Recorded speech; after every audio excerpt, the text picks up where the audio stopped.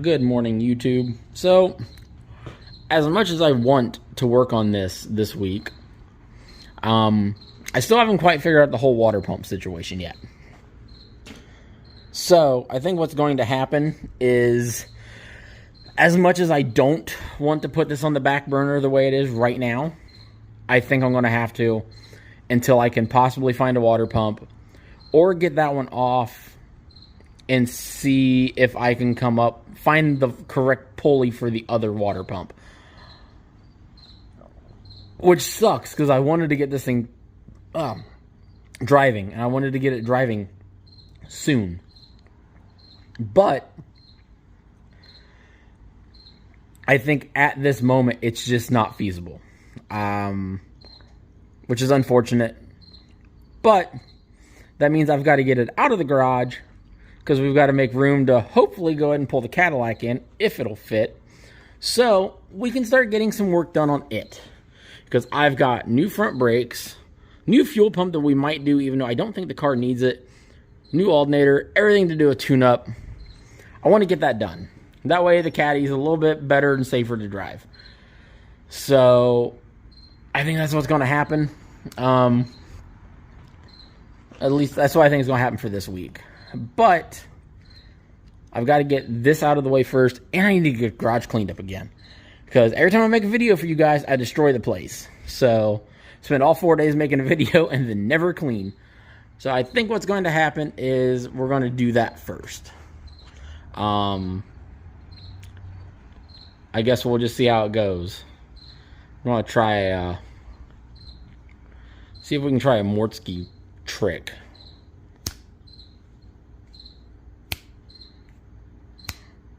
Nope. Didn't even shut the hood. That works so well for him. Dang it. Alright. Well, I guess I'll have to do it the old-fashioned way. Guess you guys will get to see that. Oh, the Rambler's in its new home in the driveway for the moment. Every time I think I'm making progress on this car, it throws another monkey wrench into the situation. For some reason now, the clutch will not disengage.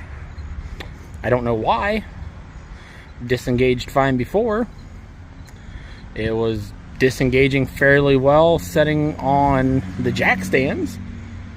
Won't disengage now though. So I don't know, maybe if the linkage is messed up, because it'll disengage enough that I can hold it with the brake and it'll run in the driveway, but it will not let you shift gears.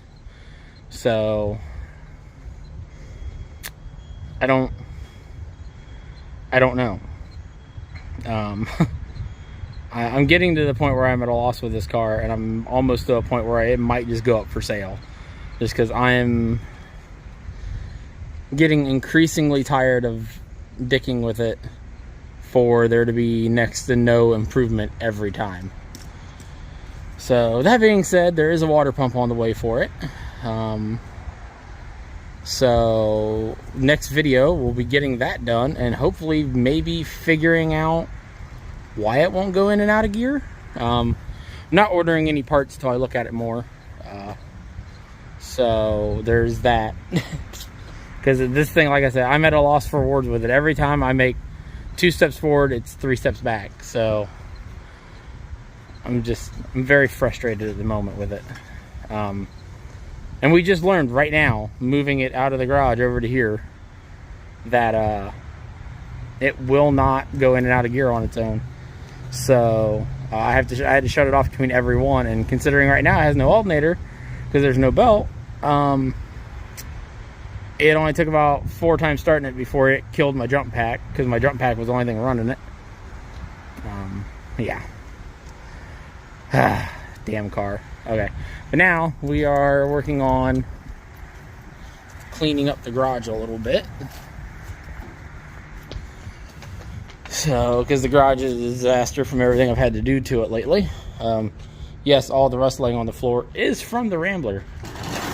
The new tires are for something I got to go pick up on Thursday. I will be taking you guys along for that. That'll probably be the last half of this video. Or maybe the start of the next video. I don't know. We'll see. It's going to be one of the two. Either way, we've got to make a trip to Cleveland this weekend. Or this Thursday. It's my weekend, not your weekend. So my weekends don't have days. They are when they are. So, but I'm hoping before that happens that the other 2 sets of these and the wheels that they need mounted on show up. If not, well, I guess I'm going to take another set of tires with me. They don't look nearly as good, but yeah. Are we being good? Hey, I'm puddle jumping, Dad. You're puddle jumping. Oh. So in other words, you're making a mess. So we did a little bit of thrift shopping today. I bought a new body for one of the RCs, and I really like these Stanley jump packs. What? Yeah, I know the bottom lip of the door is dirty. You point it out every time. I bought another one of these Stanley jump packs. I have 3 of them. I really like these jump packs. They're good for a lot of things. A car will run off of just them alone fairly well, actually. Not that I've done that 4 or 10 times. Never. Never driven the MG around running solely off of a jump pack because the battery in it's completely wasted. That's never happened. Yeah.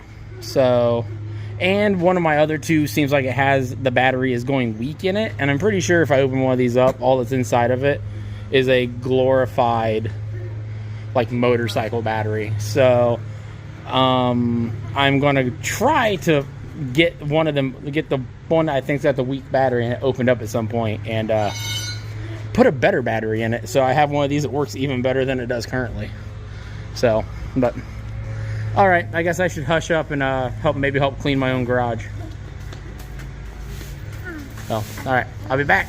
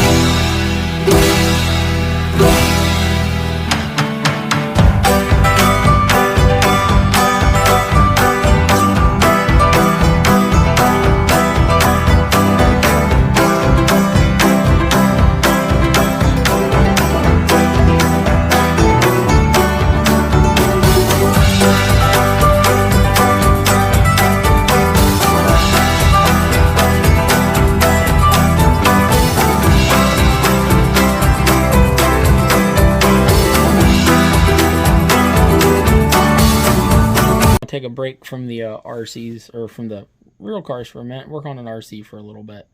I picked up a new body for a micro at the thrift store, and I think I'm going to try something some of the other YouTubers do and see if it works.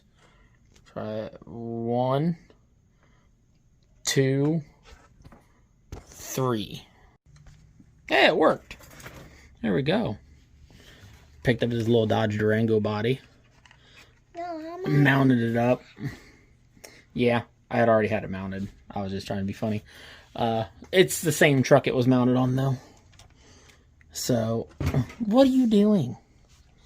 I know, my dad's trying to talk quiet. You're getting in the way. So, yeah. It's not 100% perfect. Still got to figure out how exactly I'm mounting the front. But the back's mounted. It's on a hinge. So I can still put the body in, or battery in. It's actually the stock hinge for this body. Worked fairly well. Wheels and tires look good on it. So, kind of simple. It looks like it's wanting to squat in the pictures, but I think I just need to tighten up the rear suspension a little bit. Because obviously the back of this body is heavier than the back of that body. So, yeah. I'd say for $8, that's not a bad turnout, though. Pretty good looking little body. Alright. Back to some car stuff. It's been a good day. The new wheels and the tires have showed up for the car we got to go pick up this weekend. So I guess I know what I'm doing tomorrow now. I got to go get these bad boys mounted. By this point, you've probably realized there ain't going to be a lot happening in this video because, well, I've been hit by the lazy. And on top of that, the one thing I want to do, I can't do till my last day off. Which is, I want to go pick the car up these wheels go on, which happens tomorrow. But, as you can see, went today, got the wheels and tires mounted. These are a Koenig run light in a 17 by 7.5 with a 215/40 17 tire, which for the car they're going to go on, that should be plenty of rubber. Had them all mounted up already. I really want to peel the blue coating off of there, but I'm trying to tell myself no, not till I get them on the car. So, yeah, well, I'm just so excited for this. This car will explain a lot too. Like, it's going to kind of explain this. It's going to explain my username. It's going to explain a lot of things. So that's why I'm not detailing a lot prior to getting the car and getting home and showing you guys. I'm going to show you the trip there, show you picking it up probably without actually showing you the car, and then I'll probably show you part of the drive home. Probably talk a little bit on the drive home about it too. So, and then I'll show you guys the car when we get home. But I think for now, because I want to get something done, I bought the 2 main ingredients that everyone uses to make patina sauce for their old cars. Because as we know in another video, I tried buffing this. It didn't work. So I think instead of going the route of trying to buff it again and trying to wet sand it to buff it, I think we're just going to try throwing some patina sauce at it and see if that will make it look more presentable. I want to get a shine on it. It looks so much better if it would just shine just a little bit. So I think that's what we're going to do today. I'm going to get these tires moved. We're going to get it pulled into the garage as far as we can, and we're going to start patina sauce in the whole car. That being said, I am not touching the roof because I have other plans for the roof that are going to involve sanding the roof and repainting the roof. But that's not happening today. I was going to try working on the brakes some too, but I don't think that's going to happen today either. I think this is going to be just another video. Because I don't want to... trying really hard not to crowd Cadillac videos with other content involved. And this week's video is more or less about this car. So... But I don't want to wait and do all my filming tomorrow. I want to do some today. Did a little bit yesterday with cleaning the garage up and everything, even though I already have some trash laying around again. But, because as you guys know, my garage is never 100% perfect. Every time I try, it's a disaster again. So I'm going to live with it for right now. That being said, I think we're going to go and get this pulled in a little bit, get the stuff out, and start patina saucing it up. Oh, and something else I did today. I finally hit a point where I am tired of moving chargers and everything from car to car. So I broke down and I stopped. We were walking through another store looking for some other things, and I noticed the cables at first for $3.99 and $4.99, which is a great deal, and we've used these cables before with a lot of luck. They work really well. So picked those up. Seen some charging ports made by the same company that were also $3.99. So I picked me up 3 of those and a little bit bigger one for in the RAV4, because, well, we use more stuff in the RAV4 because there's normally more than just me in the RAV4. So, what? I think you have a problem. You leave me and my Diet Coke alone. This is just a couple days. Shh. It's because I can't drink caffeine at work. So, anyway. And then I've got a similar version of these mounts that does everything this one does. To a degree. It's actually, I think the one I have has an extra swivel in it, but this goes in and out as well, so it's a little different design. Yes, this one is pink. It's going to go in RAV4. But this should still let me mount it however I want, use the phone, and still be able to record some stuff for you guys. And I won't have to move it from car to car to car like I have been. I'll be able to put it in one car and leave it there. So that was today's impulse buy, per se. But yeah. So, alright. Enough yakking. Time to get the Cadillac inside. Get some work done. Kind of just confirmed something I thought. You can see how much space there is right there. Just about enough space for me to walk through. I'm going to come back here to the very back. I think the door would just shut. So the Cadillac, in fact, does fit in the garage. I really didn't think it would. I figured I'd be pulled up with the bumper damn near touching, and I'd maybe be able to get the door closed.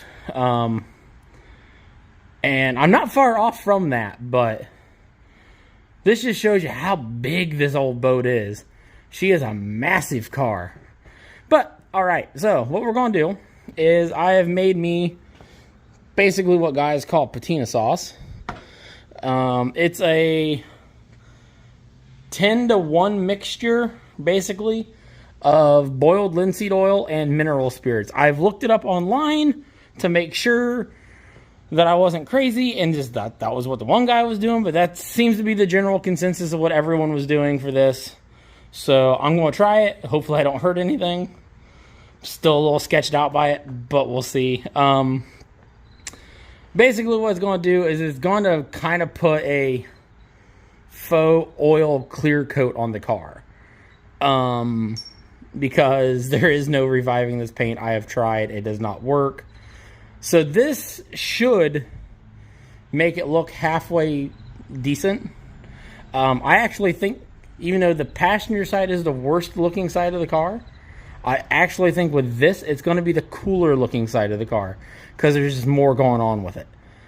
So, and then like I said, I'm not doing the roof because I don't want to have to try to clean it off to paint the roof later, which is going to be another video. I think that may be a video all in of itself too.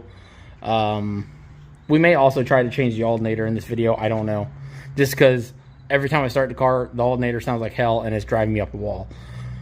So we might change that just because of that. But for this video, I want to get this done just because this being its own thing is kind of whatever. I could make an entire video of me doing the brakes and doing this and doing the alternator all in one shot, but it's getting to the point where it's getting cold enough, I'm losing motivation to do things outside. And I didn't really start my YouTube journey that early early enough into the year, I guess, kinda. Or I guess I don't know. Either way, I'm getting to the point where this is almost starting to boil down to the time of year where I start doing more with RCs than cars. So while I'm going to try to keep car content going all winter, you guys will start noticing here soon, you're going to start seeing a lot more RCs. Just because I can do it inside where it's warmer and I don't got to burn as much kerosene. Because that's the problem, to have heat in here, I have to have the kerosene heaters going. And with the fumes and everything, well, the noise makes it to where I can't record. And the smell makes it to where I can't be out here doing it for very long. So it's going to become a balancing act, is what I'm saying. Yeah. All right. Enough rambling. To work. Time to work.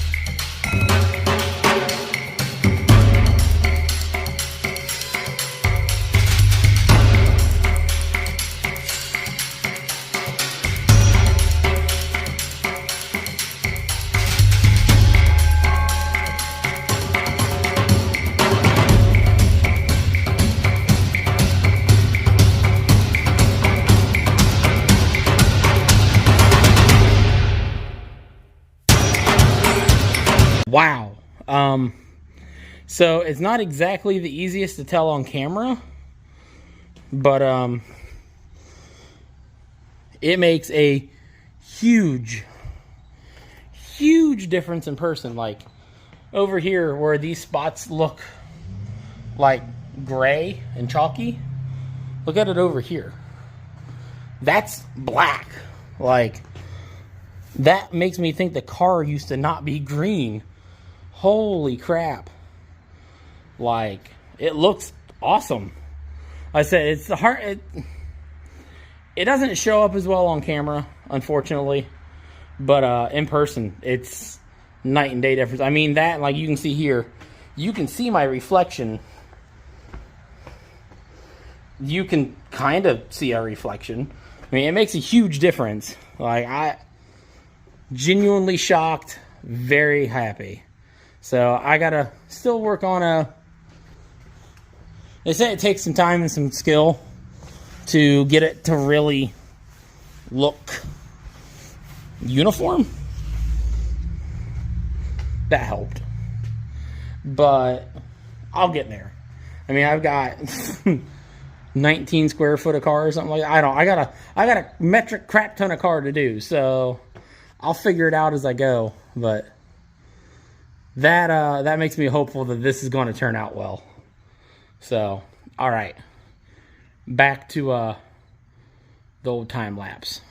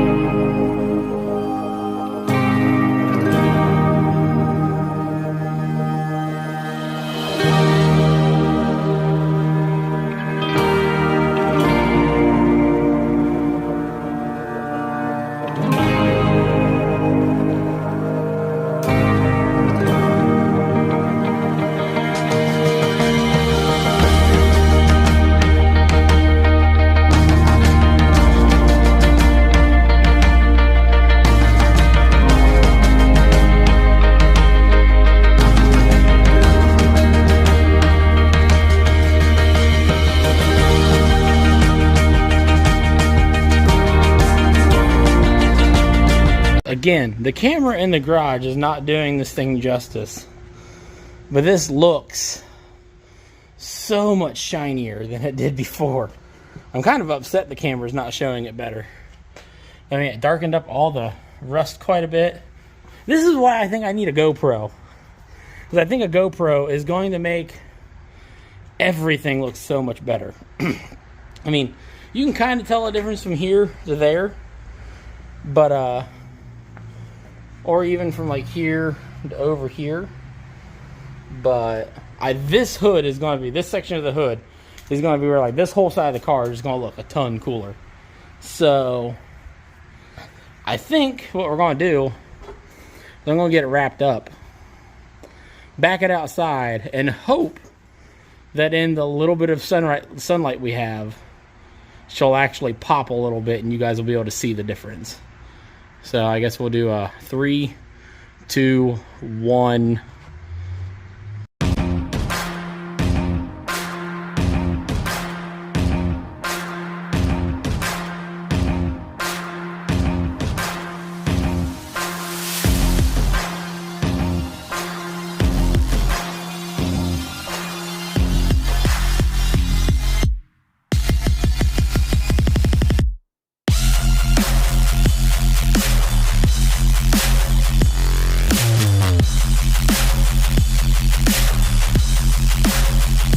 All right, boys and girls, she looks, I can't really tell you how much better it looks on camera, but she looks a ton better in person. Like all of this that used to be chalky is now super black. Looks really good. The paint actually has a bit of a sheen to it. Now, I will say, I do know that the paint is going to soak some of this up.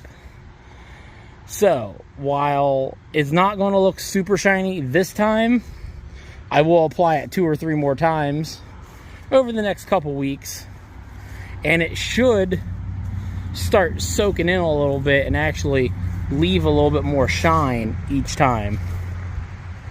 So, because this paint, obviously, very old, super dried out, and was in desperate need of some love. So, while I could have tried wet sanding the whole car, and hopefully did that, buffed it, and brought it back to shine that way, I think I would have ruined a lot of the rusted areas that are already on the car, looks wise, and I think I would have burned through a ton of the green paint trying to do it. So this, in my eyes, while on camera it might not look like it's making a huge difference, in person it has. And I think this was probably the best route for me to go. I also think if it was not like shitty and overcast, that it would be better. But here we are. I'm working with what I got.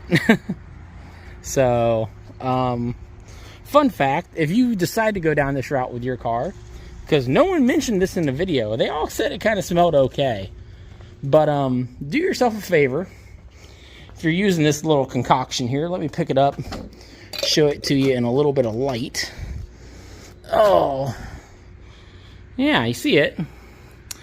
Go ahead and make yourself up some nice old sweet tea while you're doing it. And make sure they're in very different containers, because that stuff smells like some very, very delicious sweet tea. Matter of fact, I'm going to have the wife come out in a little bit and confirm it, because maybe it's just me, but that's what it smells like. It smells like sweet tea. So, there's that. But yeah. So this wasn't quite the outcome I was hoping for on film, because I wanted the look, I was hoping for a bit more of a pop. But overall, I'm happy with it, because like I said, it looks a lot better in person. Like, the paint does not look chalky, faded, and dried out now. It actually looks like, you know, just old paint. So, and with a lot of these old cars being a oil-based paint, it should soak that up and help bring the color back a little bit, like I said. But yeah, so I think this is the only thing that's going to happen on the Cadillac this week. think about next thing you guys are going to see is maybe I'll go down and do a little bit more of the RCs and show that to you. I think it's going to be you guys seeing what these are getting mounted on. And I'm still trying to figure out whether I'm going to explain some of this as we go on the way down, or maybe on the way back, or maybe once I get home with it. We'll see how it all goes. I do know I will probably talk about some of my buddy's other cars that he has sitting there if they are out to where I can show them to you. So, because he's got a rather interesting collection of cars as well. So, not nearly as many as me, but he's got a rather cool collection of cars. So, yeah. All right. Now to go ahead and maybe get this parked somewhere other than in the yard and figure out what I'm doing next. Good morning again, everyone. So as you can see, we stopped to get some food, and we're on our way to go pick up yet another car. So I'll bring you guys along for the fun. Oh, hey, look, it's a dumbass.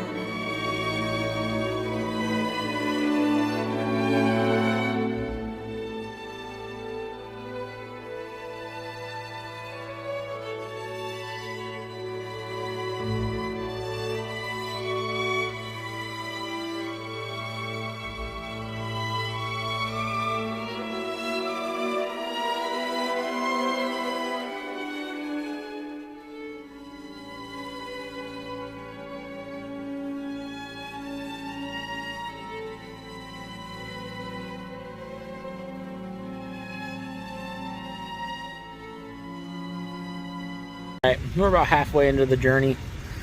Getting there, stopping for a bathroom break, and I think considering we're getting ready to get on the highway, I'm just going to turn the camera off for now. I'll bring you guys back when there's something more to see than just some boring driving. So, we're about an hour into the a little over 2-hour drive. So, trailer's doing good, truck's doing good as always. So, yep. Bring it back when there's something more to see. We are here. I'm going to avoid showing you this particular spot over here too much. So this is not what I'm here to get. This is my buddy's other car. This is his, I believe this is a 95 Celica ST. It is, oh, if I can get the hood open. It is 3S GTE swapped. My understanding is this was actually one of the first 6th gen Celicas that was 3S GTE swapped in the United States. Actually a really nice car. He is not currently here at the moment. He is at work, his wife's here, so I'm not just randomly digging around in his car without him here. So, yeah. This is it. So, it is a nice car. My understanding is this is a low 13-second car with the possibility of going faster. So, it is it's an awesome car. It runs and drives really well, from my understanding. He actually drove it home from New York, which is where he picked it up at. He's got a full body kit and everything for it, and yeah. But as I said, this is not why we're here. This is why we're here. This is my old 95 Celica GT convertible that is V6 1MZ swapped with a really nice leather interior and everything in it. It needs cleaned up. He's not had the space to really keep it as clean as it should be. So that'll be the first thing I work on when I get it home, getting it cleaned up. This is why I had to bring wheels and tires, because these are his wheels and tires, and he didn't want to get rid of them. Plus, I like gold on it better anyway. So this car has a really nice interior. Oh, also has a really nice interior. Has the cover for the back, which is actually very uncommon for him. So, yeah. We will go into more detail about the significance of this car for me once we get it home. But for now, I wanted to show you guys this much. I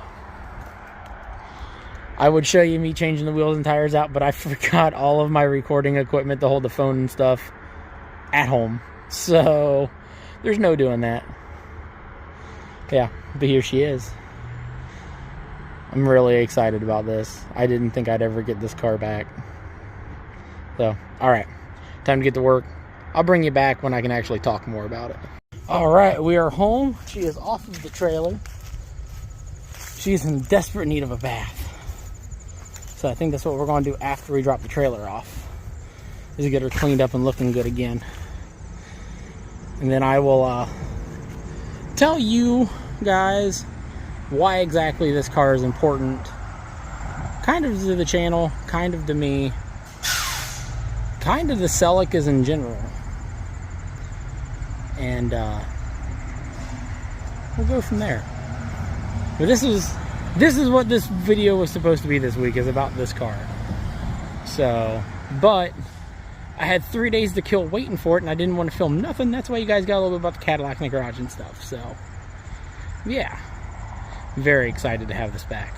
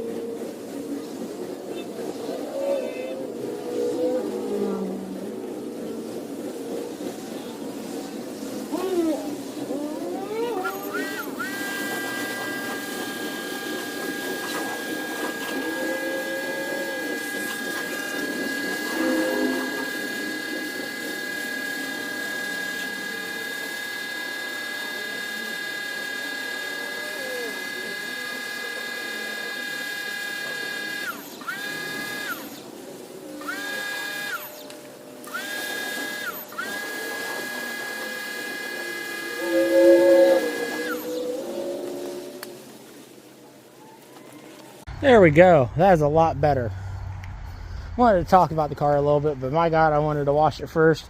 I'm going to buff it and detail it out really well later. I'm not going to make you guys sit through that again.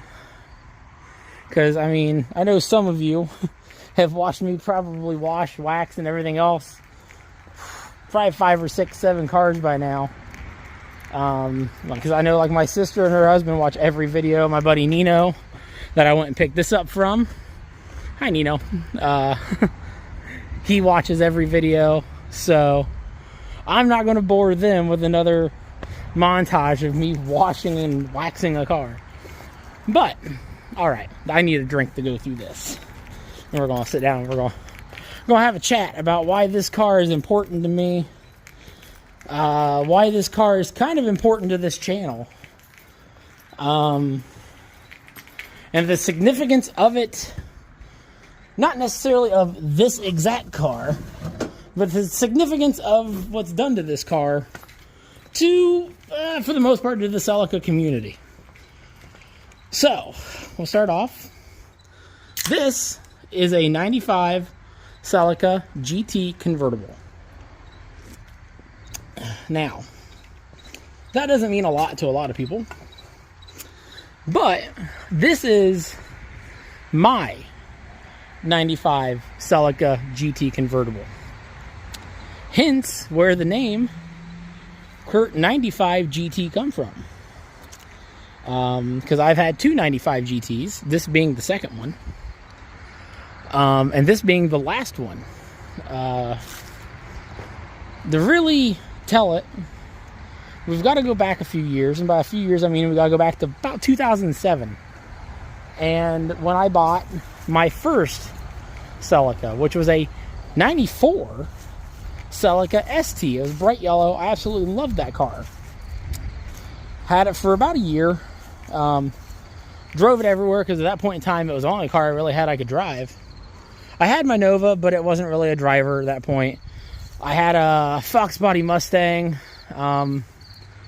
that we just couldn't get it to run right, and it needed to go because I needed to be able to drive out of town, and that car couldn't do it.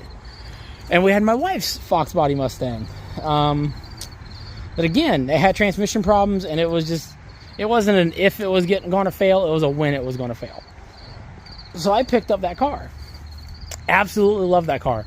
That car started my love of imports. Before that Celica, everything I had was Mustangs, Camaros, Firebirds, you know, American cars. Lots and lots of American cars. Mustangs. But I needed something that got good gas mileage. I had a Ford Festiva.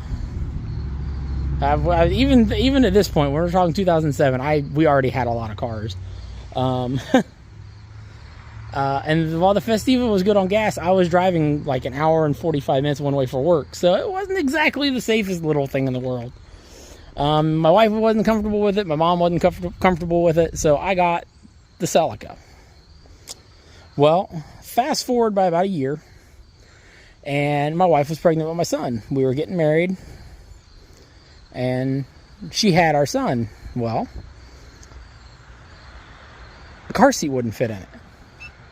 So I sold it. And I didn't want to sell it, but I had to sell it because we needed something a car seat would fit in. And I ended up trading that for an Integra, and I hopped through a bunch of Hondas in a very short amount of time. And when I say a very short amount of time, I mean like this, from like beginning of 08 through 2010, I probably went through 24 Hondas. Integras, Civics, Accords, CRV. While they were good cars, I just never... Everything kept drawing me back to this. Really wanted another one. Well, right around, say it was probably, I think, June of 2010, I picked up a 95 Celica GT Coupe, which is basically what this is with a roof. Fell in love with that car. It was amazing. My old one was an ST, which was the baseline model. This was a GT, so it had more power. It was a 5-speed. It was amazing. It was the best car I think I'd ever owned to date. Was absolutely in love with it. And then, right around my birthday, August of 2010, I stumbled onto a little forum called 6gc.net. And that forum blew my mind. I learned things about these cars that at that point in time, I didn't even know it was possible. I learned about the GT4, which I knew next to nothing about. I learned about the beam swap, which I fell in love with another forum member's car, who I'm friends with to this day. His forum name was Rich3. He had a beam swap. It was a 3SGE with VVTi, non-turbo, and I loved it. Absolutely everything that he had done to that car, I wanted to do. Everything. Well, I ironically ended up buying parts off of his car when he decided to change his car up some. And I met him. I even ended up, for a birthday, because his birthday and my wife's birthday are really close together. We even went down, they were living in Indiana at the time. I went down to Indiana, spent a couple days with them. We went down to Kentucky to the Corvette Museum with him, and he let me drive his beams the whole time we were there, and that solidified it. I was in love with that car. I wanted something like that. There was just no way around it. That's what I wanted. And I was determined I wanted to do a beam swap. Well, kind of speed the story along a little bit. I couldn't afford one. They were not a cheap swap. They still aren't a cheap swap. Yeah, they're not bad. You're looking at probably $3,500, a little bit more for the engine, and then you need some other little bits and pieces here and there. But I just couldn't afford it at the time. And I had ended up with another Celica shell. I had ended up with a yellow 94 Celica GT shell. Another forum member had fell on some hard times and actually stayed with us for a little while. And while he was staying with us, his car blew up. I ended up buying the car, helping him get another car. And things kind of fell apart from there between me and him. But yeah. So I bought that. And I'd been reading about another member swap named Snapshot GT. He had done a V6 swap, which really intrigued me because those motors were cheap. Parts were plentiful. They're easy to find. And I kind of got to looking into that more. Well, the problem was, while the V6s were kind of a common swap at that point, and the MR2s, they were not common in Celicas. No one had actually done one in their garage yet. The only person that really had a running, driving V6 swap at that point was Snapshot.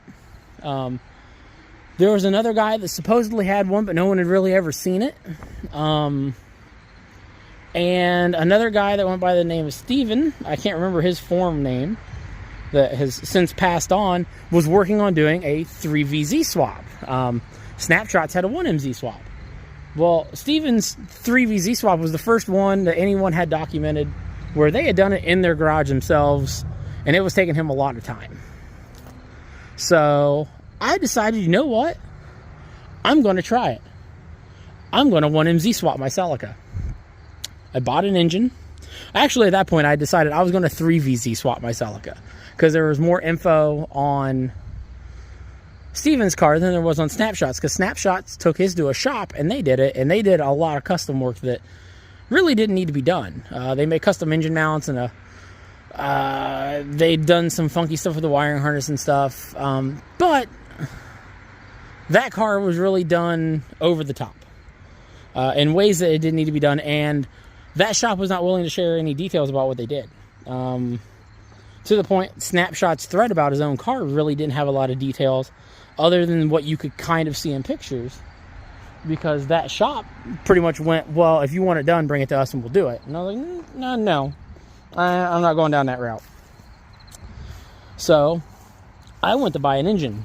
I went to buy an engine out of what I thought was a 94 Lexus ES400, which, if I remember correctly, should have been a 3VZ. Well, I got there to get it, and it turned out the car was, in fact, a 96 Lexus ES400, and it had a 1MZ. I bought the motor, not even thinking about it, didn't even look at it, just went, yep, sure, take it, that'll do. Brought it home, and went, wait a minute, this isn't a 3VZ, this is a 1MZ. Oh, shit. So, guys driving down the alley slow. And so I started doing what research I could, talking to people, figuring things out, figured out that the 1MZ for the most part will bolt directly to the transmission in the Celica, figured out how mounting it was going to work and everything, got that done. Come to find out, it was going to be a lot easier than what Snapshot's car ever made it look, because I could use all the factory motor mounts with the exception of the passenger side motor mount. Contacted a company that is now known by WireGap, which at the time he was still going by his forum name, MR220V.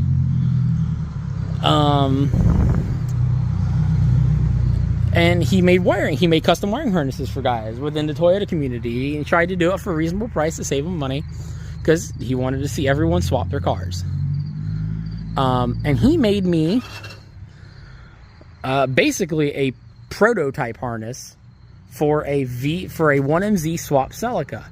So I had the very first WireGap, now WireGap, then MR220V, 1MZ swap harness. And he did an amazing job. The harness is still in the car. The harness works amazing. We had a couple of things we had to change in it, not because of stuff he did wrong, but because of the learning curve that we didn't know. Didn't know that the 96 ESC or ECU would not work, basically. While it would let the car run, it would not show codes in OBD2 or OBD1. Still to this day, don't know why. Something in the coding of that computer, once everything was rewired, would not show the codes. So we changed that, and in the process of changing that, also changed the MAF sensor, which changed some of the wiring on the MAF sensor a little bit, to go to a more viable, easy-to-use MAF sensor, because I couldn't use the factory box. So we went to one where I could use an aftermarket housing. And it has worked great ever since. Now, I dropped all of that into that yellow 94 Celica GT. And that became the first V6 swapped car that had ever been done by a person in their garage with hand tools that we know of to date in the United States. Not the only one done to date, but that was the first one that we could ever find any documentation on. So, and subsequently, a lot of the following V6 swaps that's happened since then are all based off of basically this car. They're all based off of my old 94 Celica GT liftback, which ironically lives with another buddy of mine up by the Cleveland area. Hi, Zane, if you're watching. And he just V6 swapped that car. So that car is back to its glory days again. Probably better than it was when I had it, because he's put a Haltech ECU in it, and I think he's planning on nitrous and stuff too. He's got a lot of plans for that car, and it's going to be amazing once he has it completely done. I am beyond excited to see it. But yeah. But when I had that car, other than that swap, the rest of the car was 100% stock. Stock brakes that weren't great. Stock suspension that wasn't great. Stock wheels and tires that weren't great. The car was stock. So, it was kind of an animal to drive. I got the opportunity at a car meet to line up with a guy that had a Celica All-Track with a 4th Gen 3S GTE swap and a bigger turbo. And while he was faster than me, no doubt he was faster than me, the problem was his turbo was so big that by the time he would spool, I was already pulling away. So I was pulling on him like through 3rd gear, which to this day still amazes me, because it wasn't until I was midway 4th gear when he finally was reeling me back in and just walked away from me. but he finally got to where he was in boost. And the moment he was in boost, I was done. That car, it had no power steering, no AC, no frills, if you would have threw the right suspension on it, that thing was a race car, because it had next to no interior left in it. It was just a crazy car. We're going to flip this around. I'm going to talk. So, that's terrible. Never mind. We're going back to the car. That was terrible. So, I ended up deciding that while I loved that car for what it was, I liked my blue coupe I had still more. That was my daily driver. So, I proceeded to strip everything engine-wise out of the 94 and put it into my 95 Celica coupe. And in the process of doing that, I had added a body kit and everything to it, which you are looking at here. Because this, with the exception of that front lip, I had a different front lip on my old coupe. This is the body kit for my old coupe.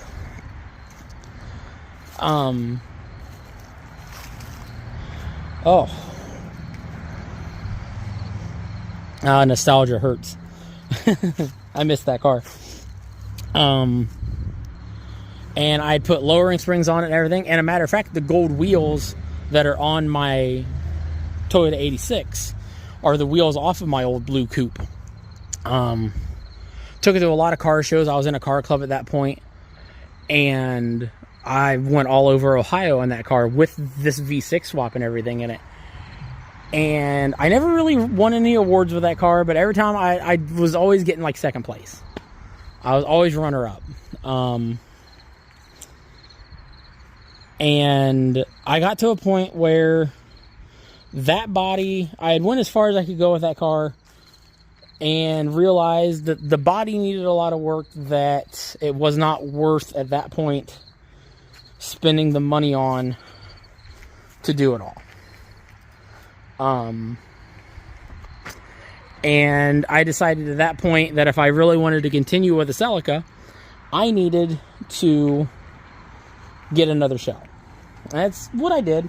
I actually bounced through at that point. I had picked up a very clean Celica liftback. I had went through 3 or 4 other Celica convertibles trying to find the right shell. Picked another coupe. And, well, my buddy Nino had his convertible. Very nice car. It's in good shape. It needed cleaned up. The paint wasn't 100% perfect. But it had some really nice mods already done to it already. Had the Curin taillights already. Had a TRD wing for it. Already had the side skirts mounted on it and stuff. And it had a really clean interior. Well, he really liked the liftback that I had, that I was thinking about swapping all of my stuff into. But I don't know what it is. I never really got into the liftbacks as much as I did the coupes and the convertibles because, well, I love the back end of them. The back end of the coupes and the convertibles just looks physically wider than the liftbacks. And it makes the car's stance look, just to me, a world better. And me and him traded. Well, and now Nino, I had met through 6GC. And when I met him, he had a different Celica. He didn't have a convertible. He had a red Celica ST. He went by the username Cleveland Giant. Me and him talked off and on for a long time. He tried forever to convince me to do a V6 swap for him. And kept telling him, no, I'm not going to do it. I don't want to do another one for anyone else. I don't even really want to do another one myself. Well, things happened. Things went along, and I had done the second one. I'd done the one on my my blue coupe, and he talked to me again about it. He's like, are you sure you're not willing to do another one? He's like, you know how to do it. You got it down to an art. He's like, yeah, you've done more of them than anyone else at this point. He's like, are you sure you're not willing to do one? He's like, I'd love to have one done on the convertible that I have now. I was like, no, I'm not. I don't want to do it. It's not a thing I want to do. I'm sorry. I'll gladly help you out. If you want to bring your car down and you want to do the swap, I'll help you do the swap. You gather the parts. We can knock it out in a weekend. You got to come down and help, though. All right, well, I'll see what I can figure out, blah, blah, blah, blah, blah. Long story short, that never happened. Life gets in the way, things of that nature. So fast forward to, it was about 2017, 2018, somewhere in there.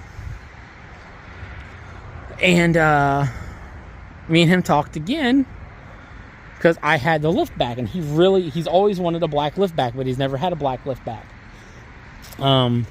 He fell in love with another an OG forum member's black Celica liftback that was 3S GTE swapped and had some really nice suspension mods done to it, and was a known 13-second car. You're probably picking up where I'm going with that. If you remembered what I told you about the other Celica that was sitting in his driveway, that's that car. The forum member's car that he fell in love with, he now owns. He flew to New York, picked that car up and drove it back. An amazing car. First I'd ever seen it was today. And you can tell the time that went into it. It's a beautiful car. But, back to where I was going with this. He wanted my GT liftback. I was like, well, that's funny, because I want a GT convertible. I don't really want a GT liftback. He's like, well, I've got a GT convertible. I was like, well, I got a GT liftback in the color you want. So we hauled back and forth a little bit, and about a month or so after that, we traded. So I ended up with a 95 GT convertible. And I did everything, got the whole swap done and everything. It got to the point where the car was fairly reliable. I hadn't put a ton of miles on it yet. I think I'd put less than 1,000 miles on it. And we found out the wife was pregnant with my daughter. And I kind of went into panic mode because I had nothing that a car seat would fit in. You realize there's a trend here. So I yet again sold a car that I absolutely loved. Basically at this point had literal years in building this to this point. And got a hold of Nino and I went, hey, so here's the deal. I need money because I need to get a 4-door car. Do you want the Celica? And long story short, me and him made a deal. He got the car. And the moment he got the car, he started laughing. And I was like, what? He's like, I always told you do my V6 swap for me. And I'll be goddamned if I hadn't did just that. I bought his car off of him, V6 swapped it, and then sold it back. Well, now he's sitting there with this, absolutely loves it. He put a few miles on it. And then he got the opportunity to go buy that GT liftback that I showed you earlier in the video. And while me and him agree, oddly enough, that this is realistically the better driver of the two. His heart is not with it. His heart's with the GT liftback, because that was the car that got him into him. That exact car. So, and then my old Celica GT liftback, the black one I had, went to another friend in Indiana. I don't know exactly what's going on with the car currently, but I do know she's working on fixing some things on it. She has her own YouTube channel called Net's Garage, if I remember correctly. So you can look her up.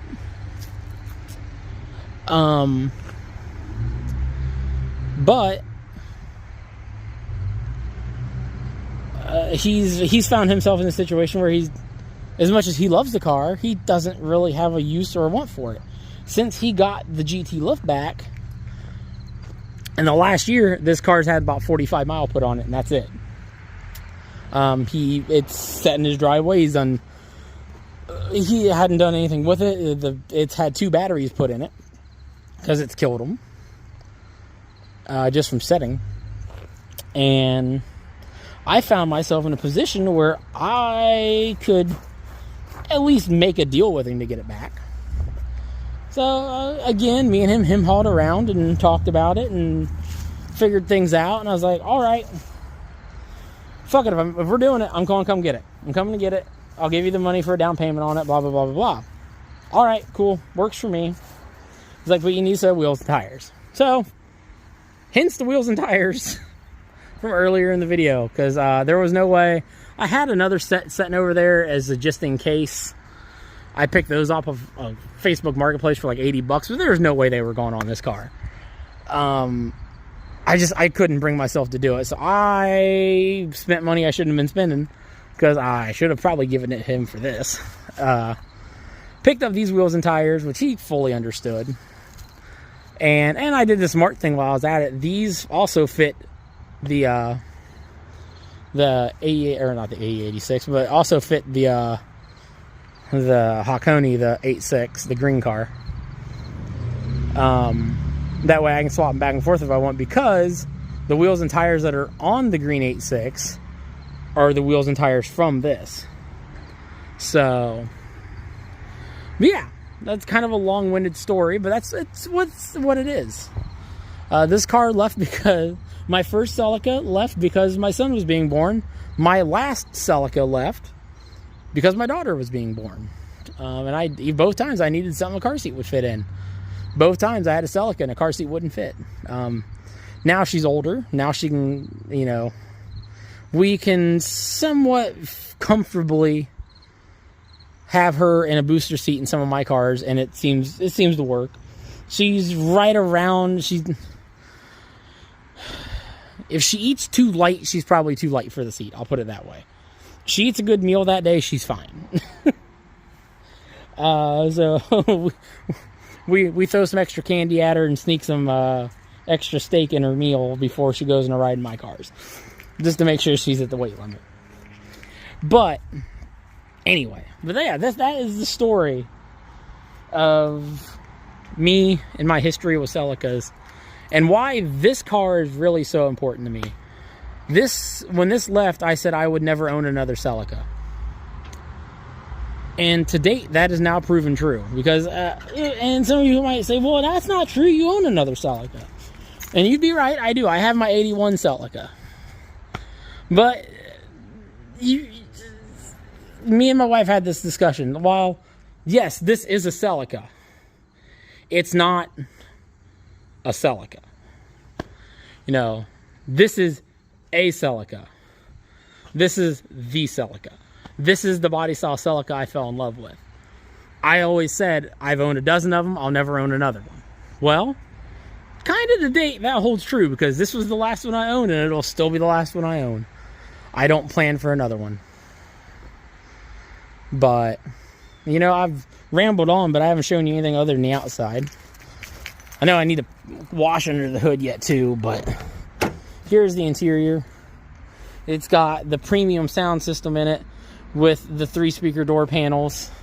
So it's got 8-inch subwoofers in the doors, 4-inch mids in the top, or in the middle, and then tweeters. And then it's got 6.5s in the back corner. It's got a really nice interior. This car was always very, very comfortable to drive. I'll walk you through some of the other details of the car too. It's got D2 racing coilovers on it.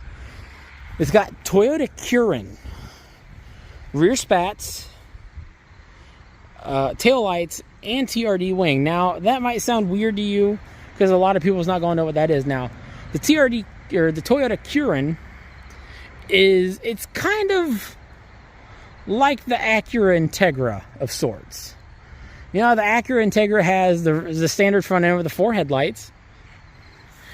And then it has the Type R front end with some elongated headlights. Well, the TRD Curin, I don't know why I keep calling it the TRD Curin. The Toyota Curin is kind of like the Type R for the Celica Coupe. It has a different front nose on it. From the doors back, it's the same exact car. But from the fenders forward, it's a whole different front clip. So, while the lips and stuff on the front won't fit from a Curin, the side skirts and everything for the back fit.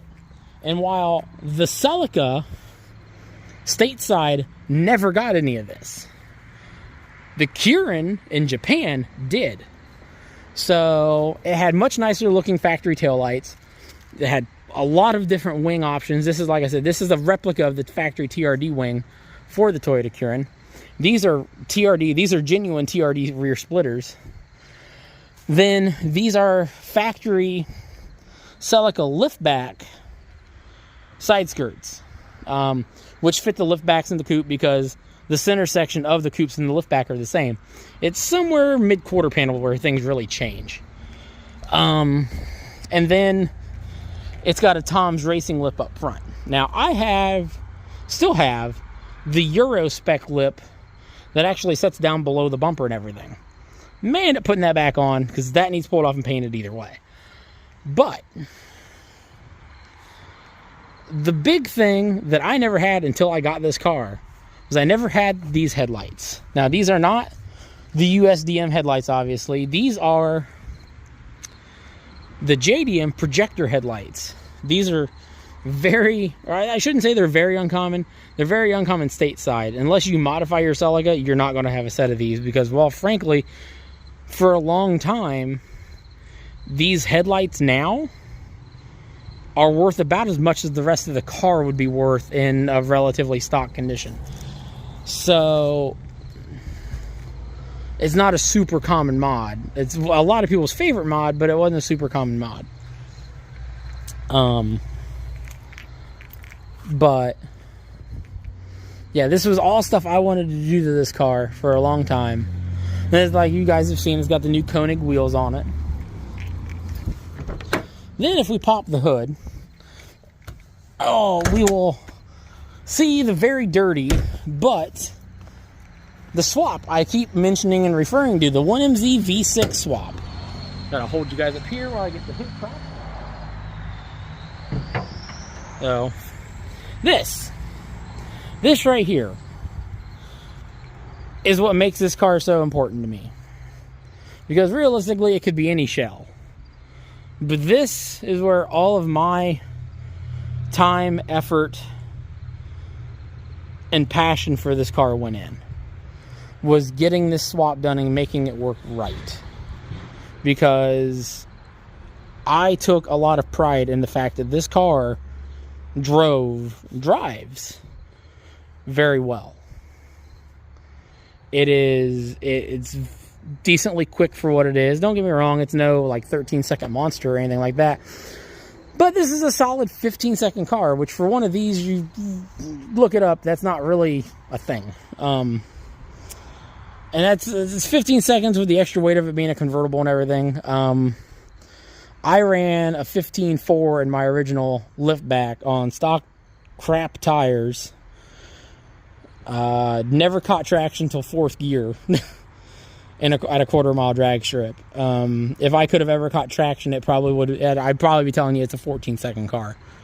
I had since raced other cars that I know were 14-second cars, and I was keeping up with them with no issue. But that's neither here nor there. This is where a lot of my time and effort and everything went in. This is what made me proud of this car. Now, looking at it right now, it looks terrible. It actually looks better on camera than it does right now in person. So I'm probably going to put the camera down here in a couple of minutes and cleaning it. And maybe run up and see the wife in it. Yeah, I'm so happy to have this car back. I got rid of it, and it felt like a big part of me has been missing since, and that's part of why I've hopped around through so many cars. This car was actually the inspiration for that thing. If I wouldn't have sold this, that Corolla probably wouldn't even exist right now. Now, that being said, the Corolla is still going to get finished. You guys are going to see that, but there's no comparing it to this. So, yeah, I don't know how much content there will really be past this about this car on this channel, but just know that this channel and this username exists because of this car. If it wasn't for this, I wouldn't be here. And that's because while I had the Nova first, and the Nova sparked a lot of great ideas, I was not as mechanically capable as I am today because of these cars. A lot of my fears of doing things on cars I overcame while underneath the hood of or laying underneath of a Celica. These cars have been a big part of my life for a long time, and from here on out, this car will continue to be a big part of my life. For a long time, I've said we only have 2 cars I'd never sell, and one of them was my Nova, and the other one's the wife's Tundra. I absolutely love that truck. Today that number changed back to 3. This car will never leave again. It's a part of my life, and it'll stay that way for a very, very long time. I have no intentions of ever selling this car a second time. I shouldn't have sold it the first time. But, live and learn. Hindsight is 20/20 and all that. I'm just glad it's back. And I'm glad I get to share it with you guys. And I gotta thank Nino for giving me the opportunity to get it back. Most guys would not be willing to put up with the deal that me and him's going to be doing for me to have gotten this back. A lot of guys would have told me to kick rocks and sold it to the next highest bidder. Nino didn't do that. Me and Nino both, this car means a lot to both of us. And he said it before I ever did. He couldn't see this thing being with anyone else other than me unless it was going to be him. So I'm glad he stuck to that and it's back here. Because I don't know how I'd feel if I lost the opportunity to drive this car again. So, because like I said, when I sold this, I said that will be the last Celica I ever own.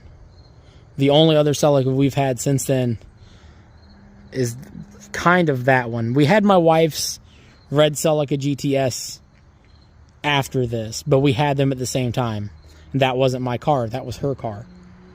I know that sounds like I'm cutting hairs, or I'm splitting hairs, however you want to put it. But that car never felt like it was my car. Didn't matter how often I drove it. Didn't matter how little I drove it. Didn't matter what wrenches I turned on it.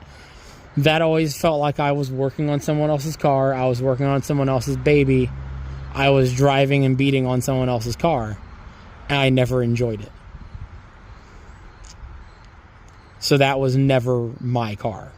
Even if we did for half a second call it mine, it was never my car. This on the other hand, this is very much my car. The moment I sat back down in it, I was in love all over again. But yeah. So, anyway, again, that's the story of me and these horrible little Econobox sports cars that are a Toyota Celica. I hope you guys enjoy that. I don't know if that story was for you guys or if it was for me to go down memory lane, but either way, that is what it is. So, I don't have a tag on it right now, so I can't take you for a ride in it. One of the next videos, though, when I have a tag on it, I'll add it on the end. We'll go for a ride in the Celica, and I'll show you guys why I love it so much. But that's going to have to wait for another day. So, that being said, I think this is going to be the end of this video. Because, well, it's getting late. It doesn't look like it, but it's later than it looks. I got a little bit more cleaning I want to do tonight. And I think at this point, as odd as it might sound, I just want to sit and look at it for a little while. So, on that note, you guys have yourself a wonderful week. I'll see you next week, probably with a video of that old shitty Cadillac back there. Us actually doing some real work to it. Maybe something else, I don't know. We'll see. We'll see where the next week takes us. I definitely got some work I need to do to the Cadillac, but I don't know. So until then, remember, guys, it's not about the destination. It's about the adventure. The adventure. Get out, have some fun with your projects. And don't be afraid to build memories with them. See you guys next time.